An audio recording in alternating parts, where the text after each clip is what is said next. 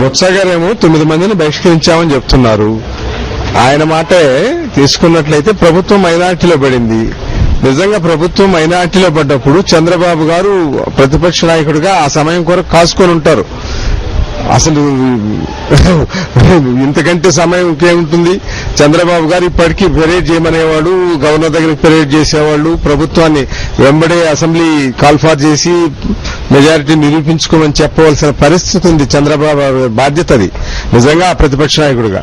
ఆయనకు వచ్చిన ప్రమాదం అంతా ఏంటంటే ఇప్పుడు జగన్మోహన్ రెడ్డి, వైఎస్ఆర్ కాంగ్రెస్ పార్టీ బాధంతా చంద్రబాబు గారికి ఏంటంటే జగన్ గారు, వైఎస్ఆర్ కాంగ్రెస్ పార్టీ ఆయన ఏదో మరి ప్రభుత్వాన్ని నిందిస్తూ ప్రతిరోజు చేయలేక యాత్ర చేస్తున్నారు గాని ప్రభుత్వాన్ని నిందిస్తున్నారు. అన్ని రంగాల్లో వైఫల్యం చెందింది, ప్రభుత్వం ఉండడానికే లేదు, ఒక్క క్షణం కూడా అధికారంలోకి ఉండడానికే లేదని చెప్తూ ఉన్నారు.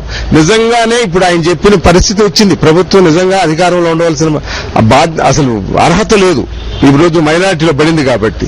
కానీ చంద్రబాబు గారు నోరు మెదపడం లేదు. ఇది విచిత్రమైన పరిస్థితులుగా కనిపిస్తుంది.